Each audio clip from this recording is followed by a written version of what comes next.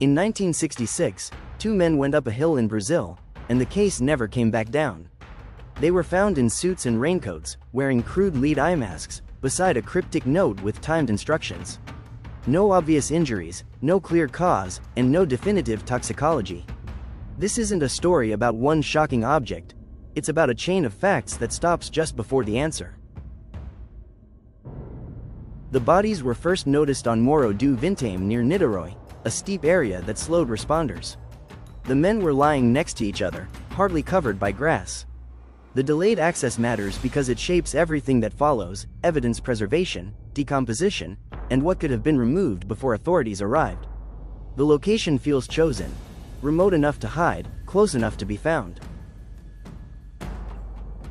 The men were identified as Miguel, José, Viana and Manoel Pereira da Cruz, electronics technicians from Campos dos Goitacazes. Their technical background fueled experiment theories immediately, but technician doesn't mean scientist. It can also mean someone confident enough to try risky procedures without professional safeguards. That distinction matters in this case. Authorities reconstructed a basic timeline.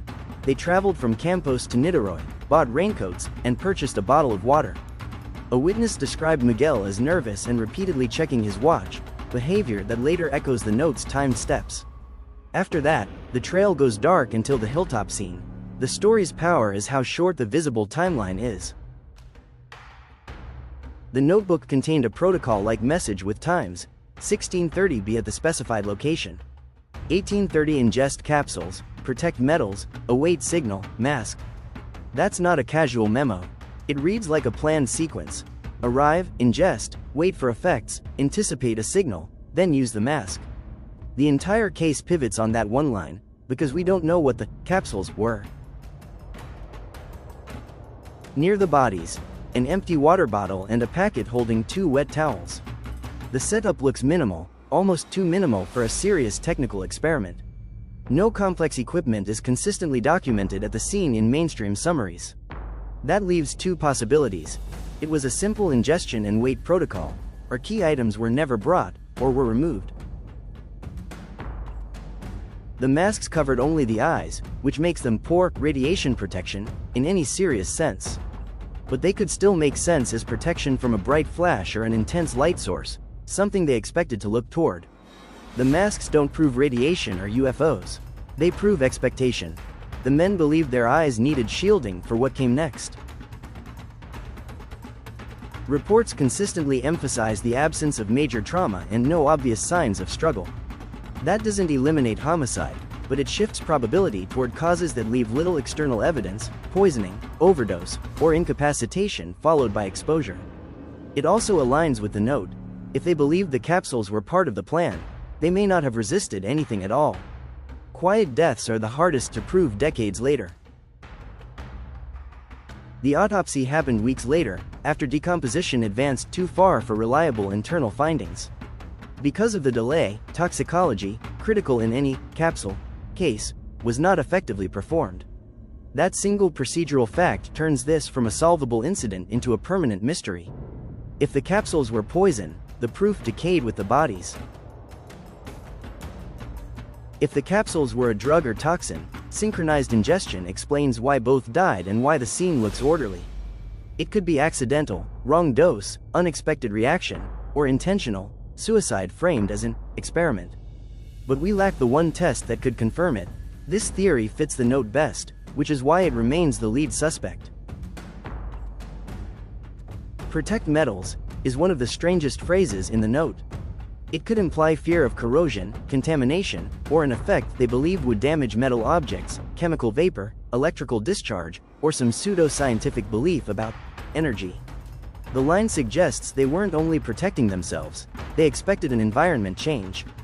But the phrase is ambiguous enough that almost any theory can claim it. That ambiguity is exactly why the case survives. A signal implies an external trigger, a light flash, a timing cue, a rendezvous message, even a third person. If someone else was involved, the men were following a script with an expected response. If nobody else was involved, then signal could be internal, waiting for a drug effect. Either way, the note reads like a protocol, not a spontaneous hike. A simple robbery narrative struggles here. There's no consistent reporting of a violent struggle, and the case's signature elements, the note and masks, don't resemble theft.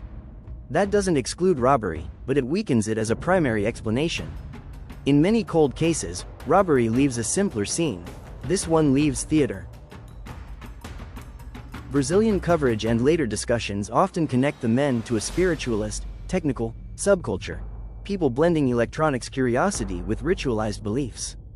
In that framing, the masks become eye protection, and the capsules become a gateway to a planned experience. The problem is that this can explain the props, but not the outcome. Belief can motivate behavior, but it doesn't prove cause of death. UFO theories attach to this case because the masks look like protection, and the note reads like contact instructions. But the evidence we can actually test is terrestrial, timeline, objects, and forensic limits. If you remove the masks and the note, there's no UFO-specific footprint, only an unexplained death. In evidence-based investigation, extraordinary claims stay in the background until they produce extraordinary proof. The scene feels staged, but staged by whom? It could be self-staging. They arranged themselves to follow the protocol precisely.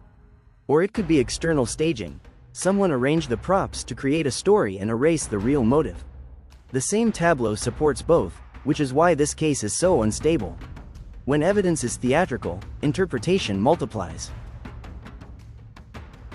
If we rank theories by fit to evidence, ingestion-related death rises to the top. It matches the timed note and the quiet scene. Second is third-party involvement. The signal line suggests an external trigger, but we lack confirmation. Lower on the list is robbery or random violence. Too many signature elements don't align.